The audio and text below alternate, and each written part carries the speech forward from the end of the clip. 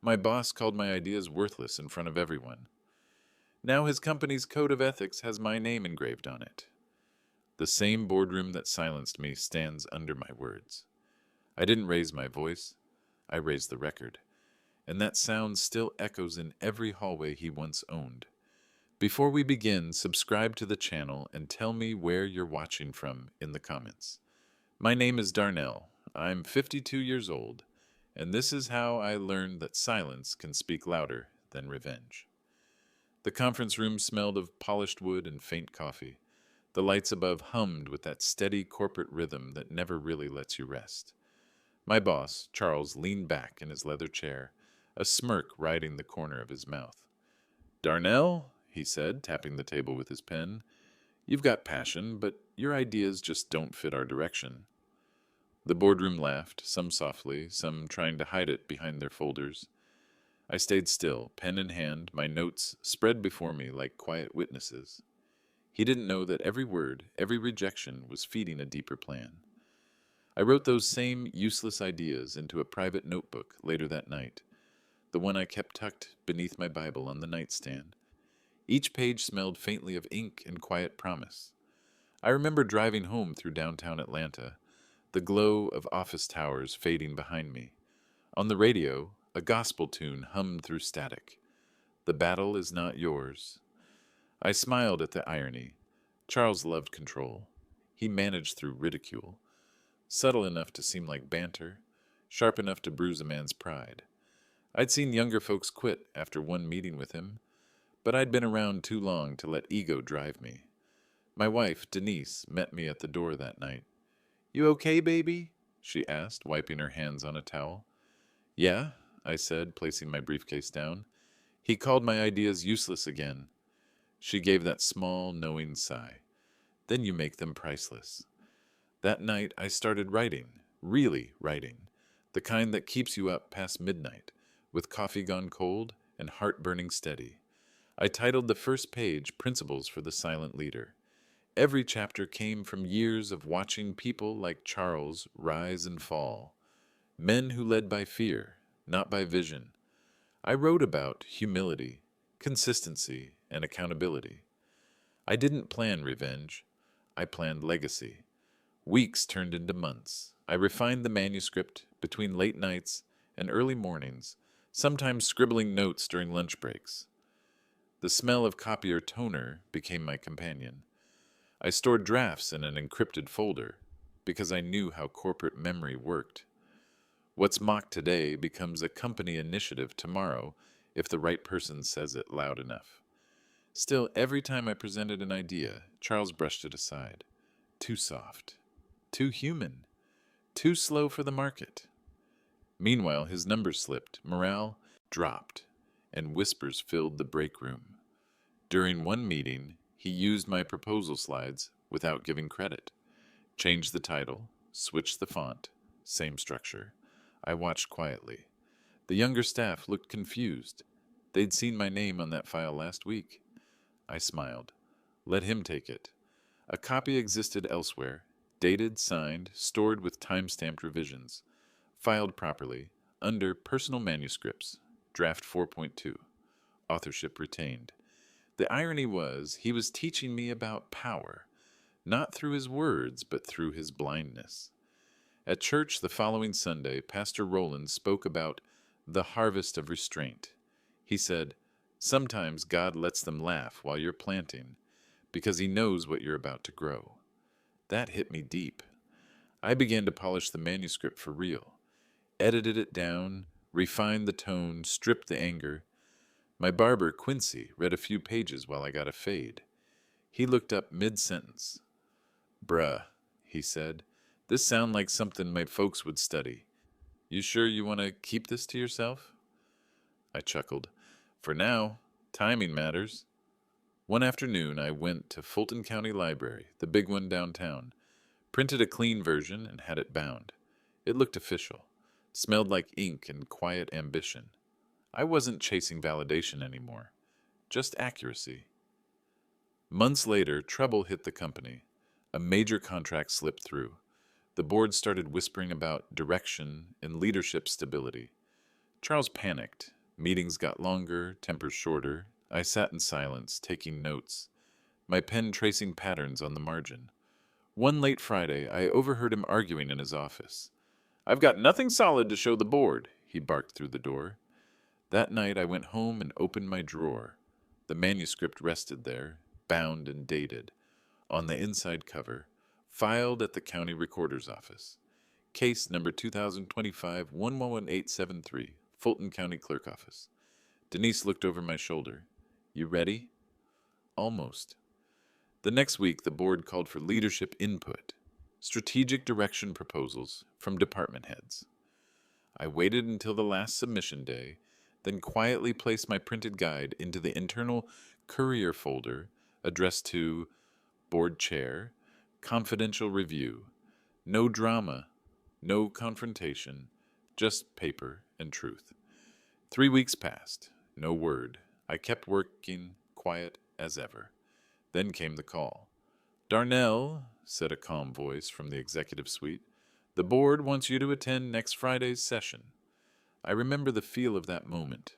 Steady heartbeat. No triumph, no fear, just calm. When I entered the room, my manuscript sat open on the table. A yellow sticky note marked the page on leadership integrity. Charles looked pale. His pen tapped nervously. The chairman adjusted his glasses. "We've been studying these principles," he said. "Remarkable clarity. Whose work is this?" I didn't speak yet. The silence filled the room like air before rain. "Yours?" he asked Charles. Charles opened his mouth but said nothing. His hand trembled slightly. The chairman turned to me. "Mr. Darnell Lewis?" I nodded. "Yes, sir, that's my work." He smiled slightly. "Then perhaps you should brief us on how these principles could guide the company forward." I took a breath. My voice was calm, steady, carrying no bitterness. "With pleasure, sir." In that moment, I realized something. Revenge isn't always an act. It's a revelation. As I spoke, the board leaned in. They weren't hearing a speech. They were hearing the same ideas my boss once called useless. Only now they had power because I never forced them. That day changed everything.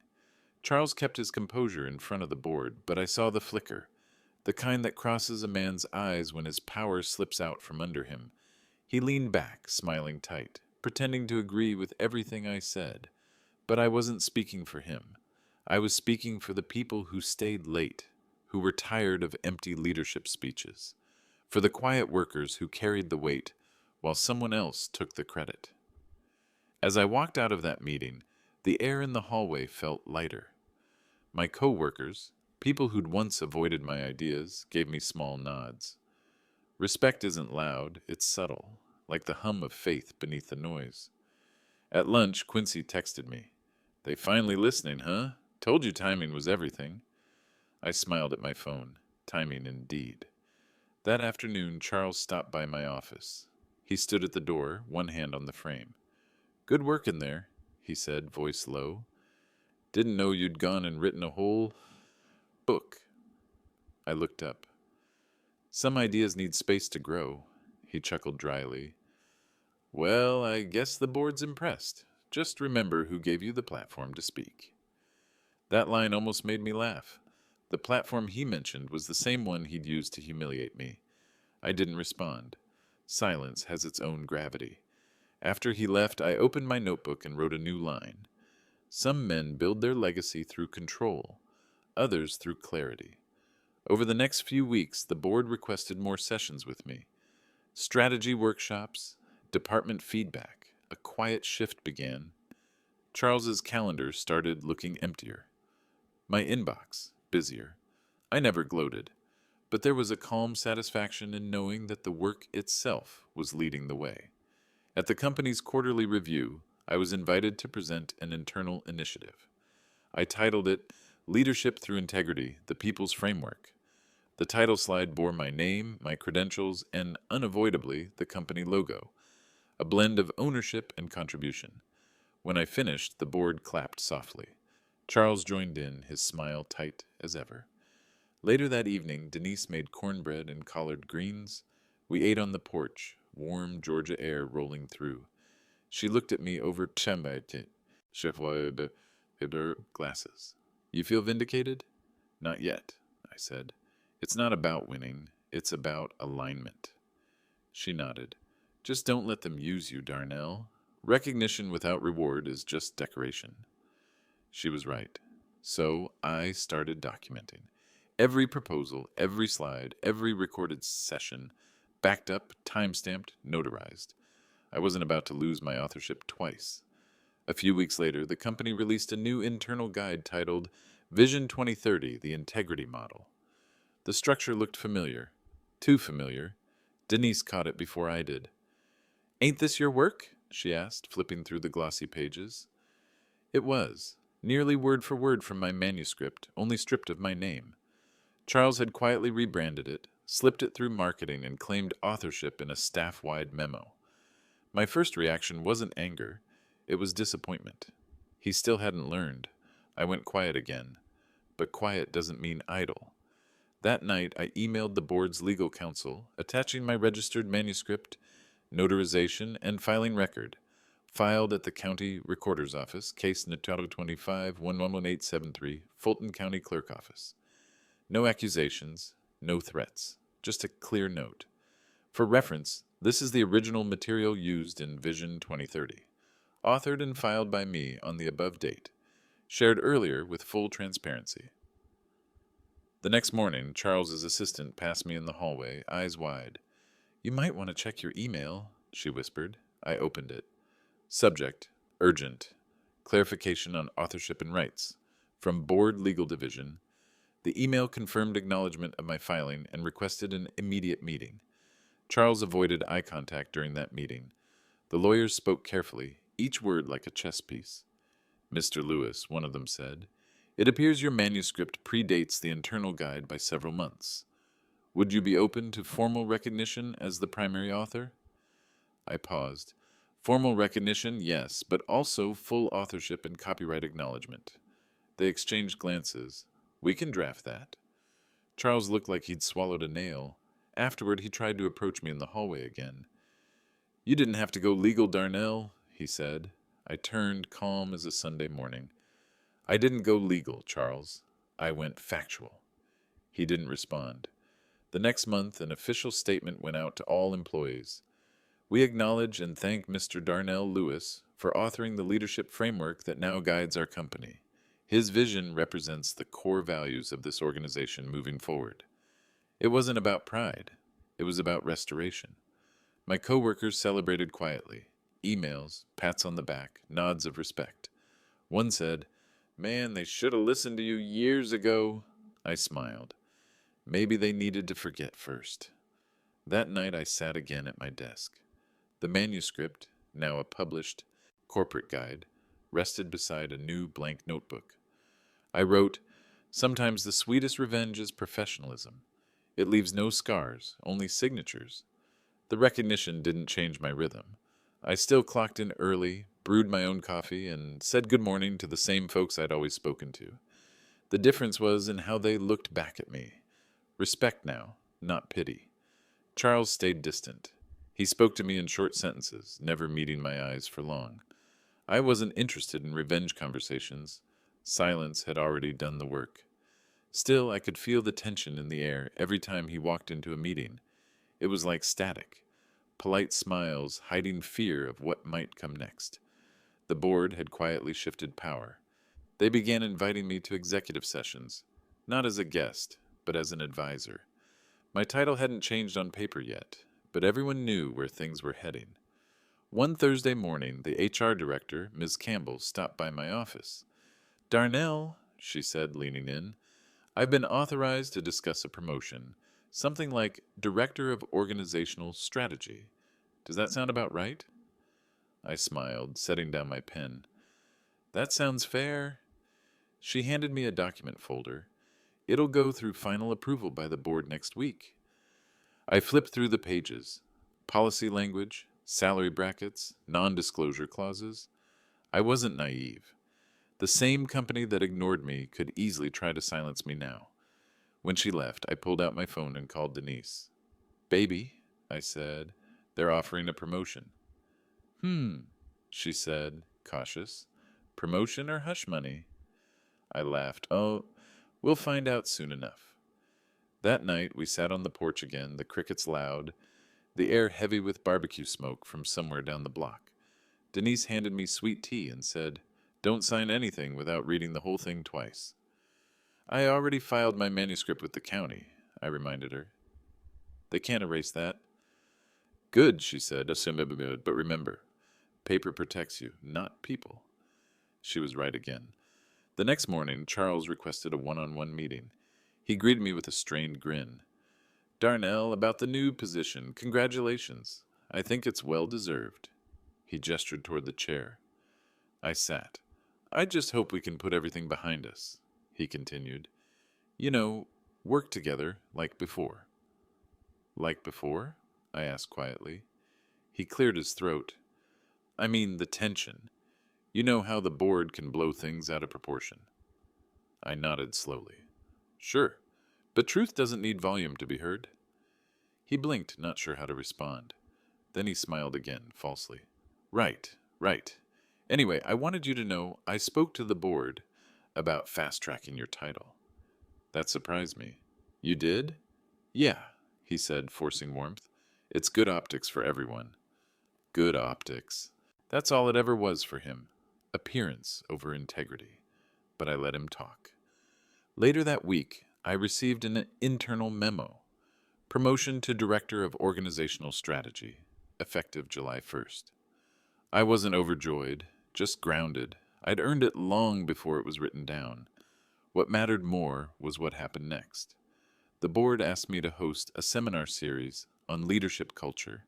It would feature lessons from the integrity model, my framework. They even invited community leaders, educators, and small business owners from Atlanta to attend. I felt proud, but cautious. I knew the spotlight could shift blame just as quickly as it gave credit.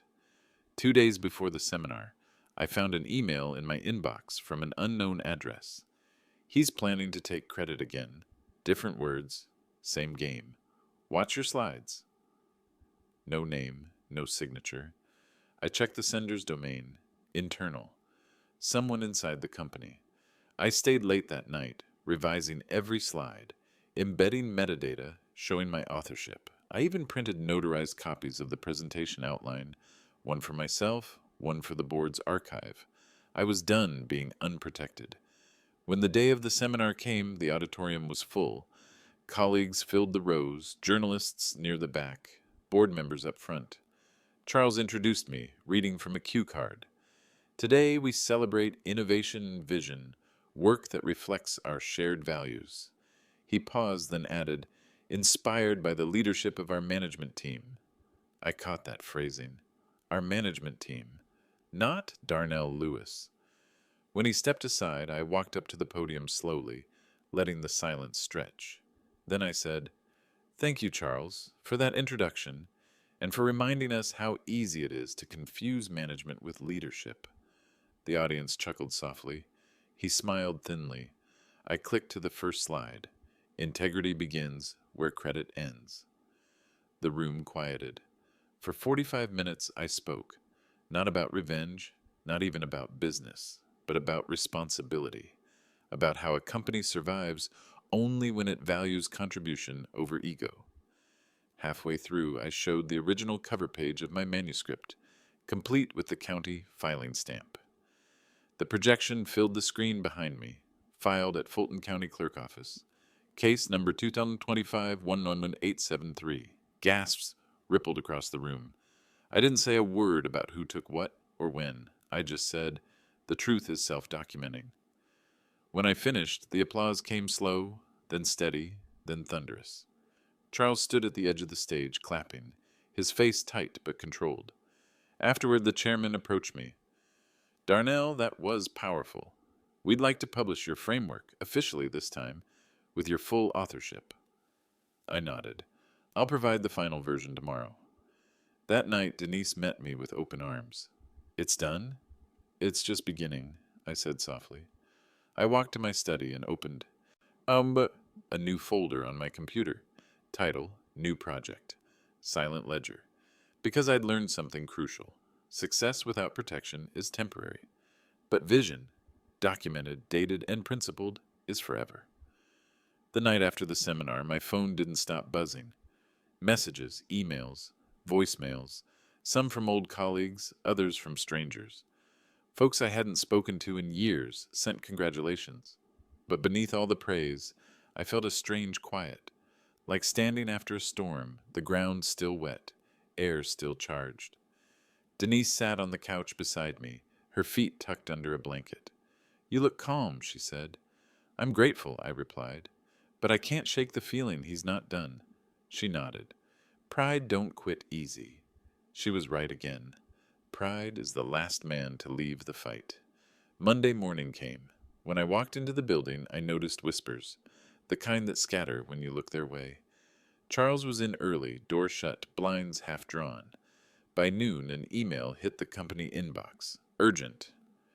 Review of strategic leadership documents. The message claimed there were discrepancies between versions of the integrity model and internal archives. Discrepancies.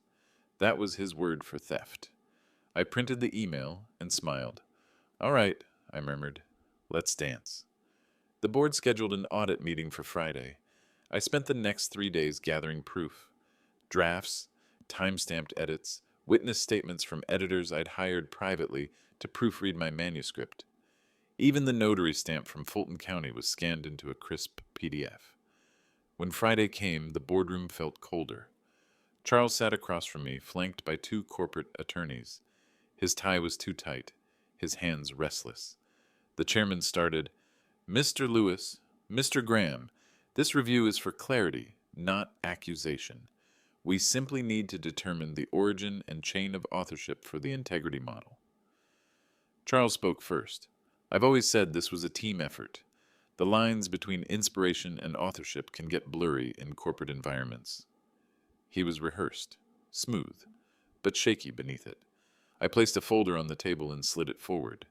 "Then let's unblur them." Inside were printed pages, the original manuscript, county filing certificate, and notarized witness statements. The chairman lifted one and read aloud. "Filed at Fulton County Clerk Office, case number 225-11873, authored and submitted by Mr. Darnell Lewis." Silence filled the space, not tense, just heavy with truth. Charles tried to laugh. "You went through all that trouble for paperwork?" I leaned back. "For preservation. Paper doesn't forget." The lawyers whispered among themselves. One of them finally spoke. "Mr. Graham, given this documentation, it's clear the intellectual property rights belong to Mr. Lewis. We recommend immediate correction of public materials." Charles didn't move. His jaw tightened. "The chairman looked at me. "Darnell, would you like to propose next steps?" I took a breath. "Yes, I'd like the integrity model to remain company property for public use, under license. But all rights and authorship must remain in my name." It wasn't about money. It was about truth, stamped into record. The board voted that afternoon. Unanimous. By the end of the week, every internal and public document carried a new line at the bottom of the page. Based on the original work authored by Mr. Darnell Lewis, filed case number 225-10873, Fulton County Clerk Office. That line traveled faster than gossip. Employees printed the quote and pinned it on their cubicles. People I'd barely spoken to stopped me in the hallway to shake my hand. One young analyst said, "Sir, you showed us what patience looks like." But I stayed quiet. Humility is the only armor that fits right after victory. Still, Charles didn't quit. A week later, I found out he'd filed a complaint with the HR Ethics Committee, claiming I'd used confidential company concepts in my manuscript. It was desperate. A man clutching at fog. When I received the notice, I didn't panic. I called my attorney, Ms. Hargrove, a sharp, composed woman who used to teach corporate law at Morehouse. She read the letter and smirked. "He's grasping, Darnell. The company handbook supports your case." "Then let's end this properly," I said. We drafted a response citing Clause 4.7 of the Employee Innovation Policy. All intellectual property developed outside of work hours, without company resources, remains the sole property of the creator. It was airtight. I submitted it within 24 hours. HR acknowledged receipt, promising a fair review. Denise smiled when I told her, God don't rush, baby, but he's never late. 2 weeks passed. On a rainy Thursday afternoon, HR sent its final decision. I read it twice, just to let it sink in. After review, we find no evidence of misconduct by Mr. Lewis. The complaint filed by Mr. Graham is closed with prejudice. I exhaled slowly, feeling the weight roll off my shoulders. That evening, I drove through Atlanta's south side with the windows cracked. The air smelled of wet asphalt and fried catfish from a corner stand. Gospel played low on the radio. Victory belongs to Jesus. When I got home, Denise was frying chicken, the kitchen glowing warm against the gray sky. So? She asked, not looking up. It's done, I said. For real this time, she smiled. Then eat. You earned it. We sat together, the sound of rain against the roof like applause we didn't need to hear. Later that night, I opened my new folder again, Silent Ledger. I began outlining a book for younger professionals, a manual on how to survive corporate politics without losing your soul. On the title page, I wrote, dedicated to everyone who ever got laughed out of a meeting and still showed up the next day, because revenge wasn't the goal anymore. Legacy was. After the HR verdict, the office felt different, lighter yet cautious. People spoke softer when I passed, like they were learning how to treat a man they'd misjudged. I didn't take pride in it, but I noticed. Charles, though, was unraveling. He started skipping meetings, showing up late, sending vague emails at midnight. The same man who once prided himself on control now looked lost in his own building. One morning I found him sitting alone in the break room, coffee cold, eyes hollow. For a second, I saw the man behind the arrogance, a man afraid of becoming irrelevant. He looked up when I walked in. Guess you won, huh? I paused. Wasn't a game, he chuckled, bitter. Sure felt like one. I poured my coffee, slow and calm. If you think truth is competition, you were never leading, just performing. He didn't respond. His silence was heavier than his insults ever were. By lunchtime, news spread. Charles had been reassigned to a consulting role. That was the company's polite way of saying he's done here. The announcement came with a generic thank you email and a quote about new horizons. People whispered, of course. Some cheered quietly. Others pitied him. I just sat at my desk, hands folded. There's no joy in watching a man fall by his own choices. The board called me in that same afternoon. The chairman, Mr. Banks, greeted me with a warm handshake. Darnell, we want to formally offer you the vice president role, organizational development. It's overdue. I took a breath. I appreciate it, sir. I'll need to discuss it with my wife before deciding. He smiled. Of course. You've earned that right. When I got home, Denise was sitting on the porch swing, sipping sweet tea. The air smelled of jasmine and cut grass. They offered VP, I said. She didn't look surprised. I figured that was coming. I sat beside her. Part of me wants it. Part of me wants to rest. She smiled.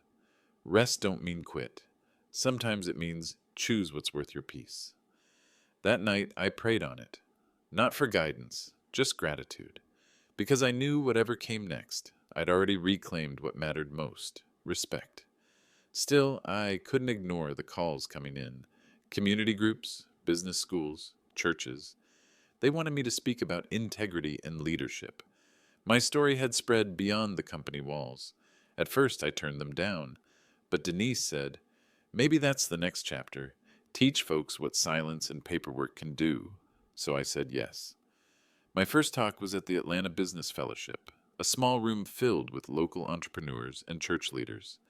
The podium smelled faintly of old wood and lemon polish. I began with a simple line. Sometimes your silence is not surrender, it's strategy. Heads nodded, pens moved. I could see it landing. Afterward, a young man in his 30s approached me. Mr. Lewis, he said, I've been struggling at my job. My boss keeps taking my work. How did you keep from exploding? I smiled. By knowing the difference between reaction and response. Reaction is fire. Response is architecture. He nodded, eyes shining. That moment stayed with me. Back at the office, the ripple continued. HR invited me to help rewrite their ethics handbook. I insisted on one clause being added, one that protected employee contributions, no matter their position. The clause was approved unanimously. It read, "Every voice that adds value deserves protection, acknowledgement, and credit." It was a small line, but it carried weight. One Friday evening, as I packed up my things, I noticed a thick envelope on my desk. Inside was a hardcover book, my book. The company had printed and distributed it as the Integrity Model, authored by Darnell Lewis, VP Organizational Development. I ran my fingers across the embossed title. Smooth, steady, final. A letter was tucked inside from the board chairman. "Your ideas gave this company direction again. We'll never forget who built the foundation." Denise framed that letter, hung it in the living room right next to our wedding photo. But even then, I wasn't celebrating. Something in me knew the story wasn't just mine anymore. It belonged to every quiet worker who'd ever been dismissed and decided to keep building anyway. 2 months later, the company hosted a leadership summit downtown. They asked me to keynote. I titled the speech, "Blueprints of Dignity." Before walking on stage, I closed my eyes for a second. The scent of cologne, microphones, and fresh carpet filled the air. Then I heard my name announced. Applause rose. Cameras flashed. I stepped into the light, calm and centered. I was told my ideas were useless, I began, but sometimes the seed they bury is the one that grows the tallest tree. That line brought the room to silence, not from awe, but from understanding. I ended with a quote from Scripture, "Let another man praise thee, and not thine own mouth." And as I walked off the stage, I saw Charles in the audience, uninvited, sitting in the last row. He didn't clap, but he didn't frown either. He just watched. For a moment, I thought about walking over. Then I realized I didn't need to. He'd already heard everything he needed to hear. After the summit, invitations started piling up faster than I could answer them. Universities wanted guest lectures. Corporations wanted consulting sessions. Churches wanted faith and leadership workshops. Denise joked, "You need an assistant before your phone melts." I laughed. I just wanted peace, not publicity. She smiled, brushing lint off my jacket. Sometimes peace makes noise when the world finally listens. That week, my office looked more like a small publishing house than a corporate workspace. Stacks of mail, advance copies of my book, even thank you notes from strangers. One card read, "Your story reminded me that patience ain't weakness. It's strength waiting on timing." I kept that one on my desk. But with recognition came scrutiny. Success has a way of attracting shadows. On a rainy Tuesday, my assistant, Carla, came in holding a manila folder. "You might want to see this," she said. Inside was a printed news article draft, scheduled to publish in the Atlanta Herald. The headline read, "Corporate Hero or Silent Opportunist? The Truth Behind Darnell Lewis's Rise." I scanned the text. Half-truths, speculation, and quotes from unnamed sources. Charles's fingerprints all over it. Carla's eyes were wide. "Should we call legal?" I shook my head. No. We let the story walk into its own mirror. 2 days later, the article went live online. It spread through the office like wildfire. Comments, whispers, stares in the elevator. But here's the thing. When you've lived your truth in daylight, rumors can't survive the morning. I didn't respond publicly. Instead, I emailed the journalist directly. "You're welcome to visit the Fulton County Clerk Office, case number 2025-111873. You'll find every timestamp, filing, and correspondence. I hope facts serve your readers better than fiction." By evening, the article was quietly edited. A retraction line appeared at the bottom. "Mr. Lewis's documentation has been verified and confirmed." That one sentence restored more than my reputation. It exposed the desperation of those still clinging to resentment. The next Sunday at church, Pastor Rowland called me to the front unexpectedly. "Brother Lewis," he said with that booming voice, Sometimes God prepares a table in the presence of your enemies, not for you to boast, but to show he cooks with patience. The congregation laughed softly, clapped warmly. I didn't say much, just nodded, humbled. After the service, Deacon Harris pulled me aside. I read that article, son. You handled it like a man who's already won. I smiled. You don't wrestle with mud when you've already cleaned your shoes. That week, the company printed a special feature in their internal newsletter titled Resilience in Action, The Journey of Darnell Lewis. It wasn't my idea. HR said it was part of a culture initiative. I knew it was damage control, but I let them. Truth doesn't mind being repeated. Charles, meanwhile, had all but vanished. Word around the office was he'd resigned quietly from his consulting role. Some said he moved to Texas. Some said Florida. I didn't care which. I just prayed he found peace. Because bitterness eats slower than fire, but it burns longer. A few months later, the company hosted its annual recognition gala at the Peachtree Convention Center. I was scheduled to receive the Leadership Excellence Award. Denise found me adjusting my tie in the mirror before we left. You nervous? She asked. I chuckled. A little. She handed me a small envelope.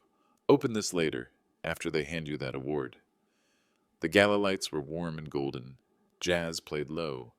When my name was called, the applause rolled like thunder. I walked up, shook hands, and accepted the plaque. As I stood at the microphone, I paused before speaking. The sound of cameras clicking filled the silence. I used to sit in the same company wondering if my work meant anything, I said slowly. Now I know it's not the title that gives meaning. It's the truth behind the work. Applause again. But my favorite moment wasn't the clapping. It was seeing Denise smiling from our table, calm and proud. When the event ended, I finally opened the envelope she'd given me. Inside was a handwritten note. You didn't fight back. You built forward. That's the difference. I folded it carefully, placed it inside my jacket pocket. The next morning, I received an email from a small publishing house. We'd like to distribute your next work nationwide. The Silent Ledger could inspire a generation. That name again, Silent Ledger. The project that had started in the quiet corners of my study was now ready to step into the world. I agreed to the offer, but on one condition. 10% of all profits would fund scholarships for young black professionals studying business ethics.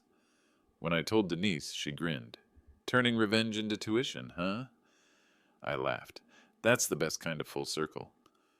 By spring, the book was in print. Reviews poured in, words like transformative, practical, and redemptive. I didn't chase them. I just kept writing. Then one afternoon, a letter arrived in the mail.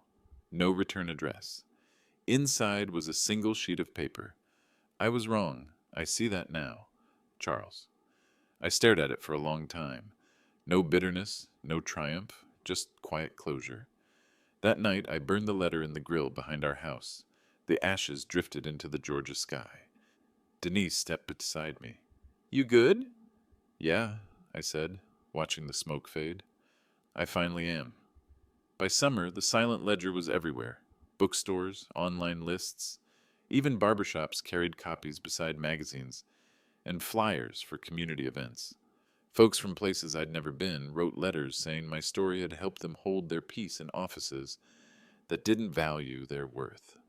One man from Detroit wrote, Brother Darnell, I used your chapter on documentation to protect my project proposal. They tried to steal it, but I kept my records. Thank you. I kept his letter in my desk drawer, proof that testimony travels further than revenge ever could. The company, meanwhile, turned my leadership framework into a training program. I didn't mind. It meant the next generation would learn principles I once had to defend alone. They even placed a plaque in the main lobby, the Integrity Model, founded on the work of Mr. Darnell Lewis, case number 2025-111873, Fulton County Clerk Office. Every time I passed it, I said a quiet prayer, not for pride, but for balance, because I knew how fragile recognition can be when people forget the humility that built it. At home, Denise kept me grounded. Don't get too used to applause, she said, frying catfish on Saturday evenings. It fades faster than good work. She was right.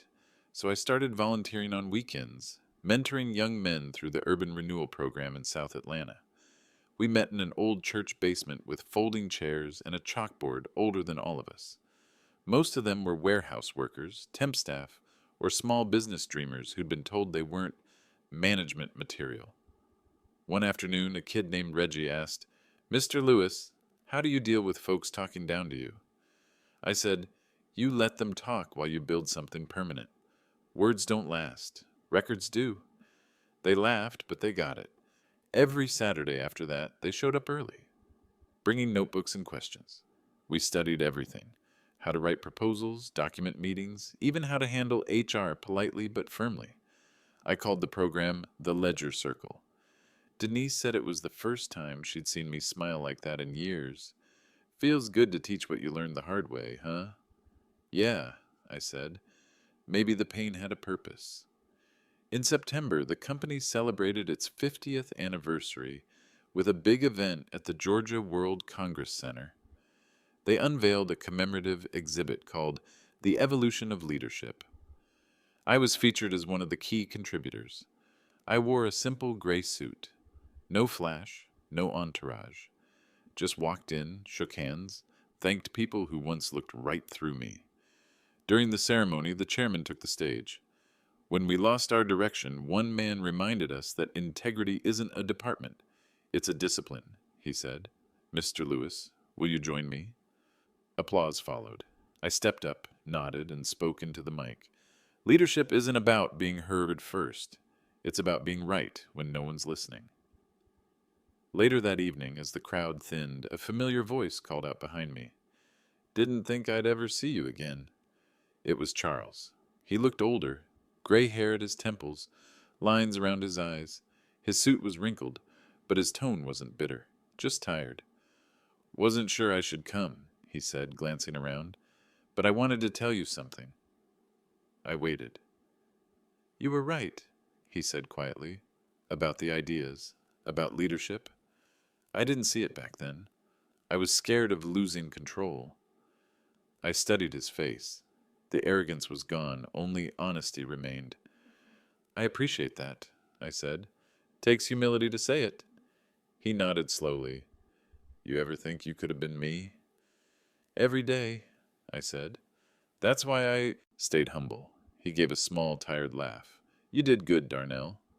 We shook hands. His grip was weak but sincere. Then he walked away.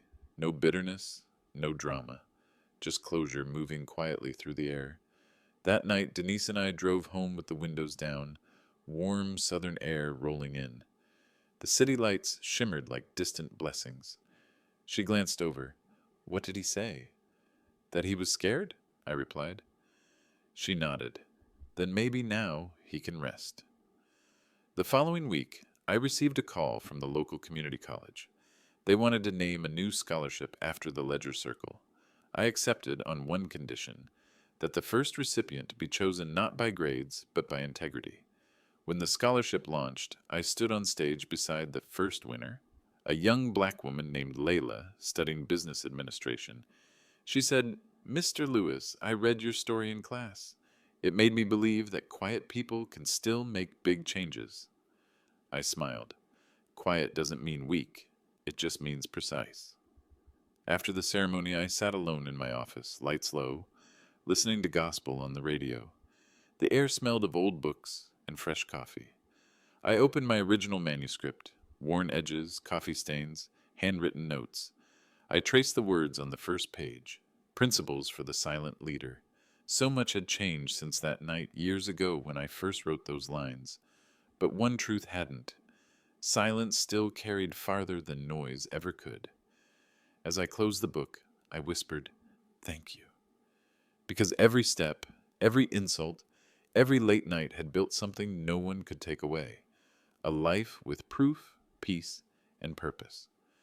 By the time the Ledger Circle reached its one-year mark, it had grown from 10 men in a church basement to more than 200 across 3 cities.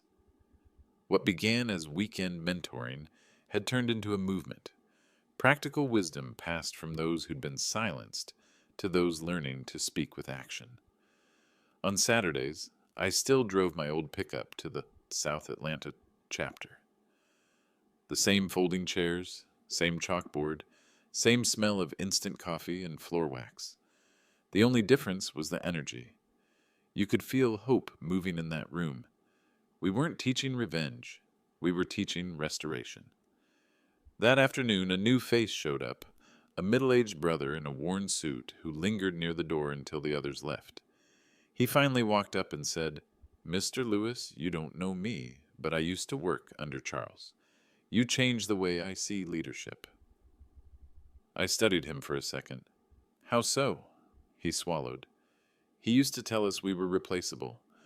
But when your book came out, I started keeping records, speaking calmly, documenting respectfully. Last month, they promoted me." I shook his hand. "That's the work paying forward." When he left, I sat alone for a while, the hum of the church fridge echoing softly. It hit me then.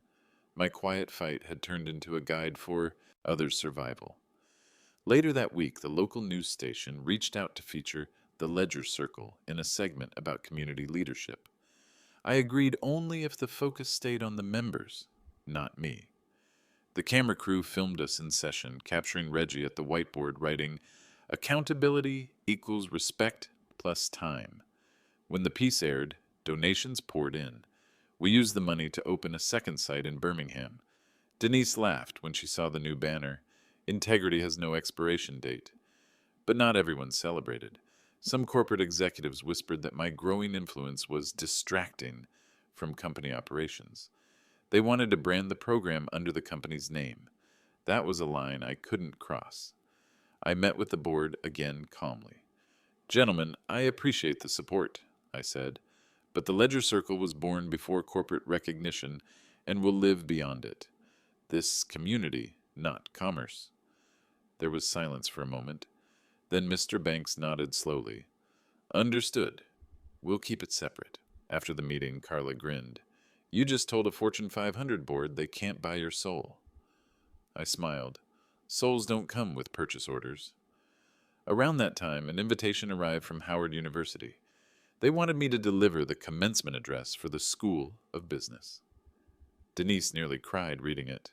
From being laughed out of meetings to speaking at graduation, that's a testimony. The day of the ceremony, I stood behind the podium, sunlight pouring through the open stadium roof. Thousands of graduates in purple robes waited, restless but hopeful. "My boss once told me my ideas were useless," I began, "but sometimes the greatest insult is just a delayed compliment." They laughed, then quieted as I spoke about dignity, documentation, and patience. I ended with, "Never shout your worth, just make sure it's written down." The crowd stood and clapped. Some of them cried. That evening, as Denise and I drove home, the highway lights blurred into soft gold lines. She reached over and held my hand. "You're building something that's going to outlive both of us." I turned to her. "That's the plan." A month later, the company's PR team sent me a framed photograph of that graduation speech with a note from Mr. Banks. "You've become our best export, proof that character scales better than profit." I hung it in my study beside the original manuscript, both reminders that revenge stories don't always end with payback. Sometimes they end with peace printed on official letterhead. And yet, I wasn't torn. The Ledger Circle chapters were multiplying faster than I could travel. I decided to trademark the program, not for ownership, but for protection, so no one could twist its purpose into another corporate tool. I filed the paperwork under the Ledger Circle, TM, Registered Community Initiative, Fulton County, case number 2026-21904. When the approval came, I felt a weight lift. I didn't know I was carrying. I wasn't just the man whose ideas were stolen anymore. I was the man who turned theft into testimony. That Sunday, I spoke briefly at church. "God didn't let me lose that job to humble me," I said. "He let me lose that pride to free me." The congregation rose to their feet, and for the first time in years, I didn't think about Charles, or the board, or the applause. I thought about Reggie, Layla, and that brother from Birmingham, ordinary people who'd taken my story and built their own. The real revenge wasn't my rise. It was their resilience. By the start of the next year, the Ledger Circle TM had chapters across 5 states: Atlanta, Birmingham, Chicago, Houston, and Charlotte. It wasn't flashy. No ads, no sponsors, just word of mouth and men and women hungry for dignity in the workplace. I drove myself to each launch, refusing the black SUV the company offered. I preferred my old pickup, coffee thermos in the cup holder, gospel hum in the background, and Denise's banana bread wrapped in foil on the seat beside me. At every new site, the faces were the same: tired but determined. People who'd been overlooked, silenced, or replaced, but never erased. I'd start every meeting the same way. Leadership doesn't start when someone gives you authority. It starts when you stop needing their permission. They'd nod, write it down, and I'd watch the spark ignite in their eyes. That quiet kind of fire, the one that doesn't burn buildings, it builds futures. Back home, the company had gone through another leadership shift. Mr. Banks retired, and the new CEO, a woman named Angela McPherson, called me in for lunch. "Mr. Lewis," she said, cutting into her salad, "you've done more for this company's culture than any HR campaign ever could. I want to expand your framework into our global offices." I smiled. "That's a big leap." She nodded. "Big, but necessary. If we're going to carry your message, we'll do it right, with your name on every document." It was the first time anyone in power had said my name before the policy. We worked together on the rollout, training modules, video workshops, and leadership manuals, all carrying that same small line at the bottom, developed by Darnell Lewis, filed case number 2025-191873, Fulton County Clerk Office. Each time I saw that print, I remembered the day I'd been dismissed in that same building, my ideas called useless. It made me smile, not out of pride, but out of closure. That summer, Denise and I visited the Atlanta Central Library, where they were hosting an exhibit on black innovators in business. My name was there, just a small plaque beside my book. Denise ran her fingers across it. "See? Told you peace would make noise one day." We stood there a long time, surrounded by stories of people who'd turned pain into purpose. For the first time, I saw my journey not as survival, but as lineage, part of something much bigger. Still, I kept my feet on the ground. Every Sunday we went to church. Every Wednesday we ate dinner with our grandkids. Every morning I watered the front yard garden. Life had found rhythm again. Then one day I received a letter from an unexpected place: the State Bar of Georgia. They were launching a civic ethics initiative for professionals and wanted to adapt the silent ledger as part of their curriculum. I laughed when I read it. Denise looked over my shoulder. "They're teaching your story to lawyers now?" "Guess so," I said. "Even the system needs a reminder about paperwork and patience." The launch event was held downtown at the courthouse annex. Walking through those halls, I remembered every insult, every dismissal, every quiet night with pen and notebook. Now my words were framed on the wall beside legal doctrines and civic oaths. After the speech, a young law clerk approached me. "Mr. Lewis, I'm from Baltimore. I read your book in college. I joined the bar because of your chapter on silent justice." I shook her hand. "Then keep writing your proof, not your pain." Driving home that evening, the sky stretched orange over the city. Denise hummed softly to a gospel tune playing on the radio. I thought about legacy, how sometimes it sneaks up on you, not in applause, but in echoes.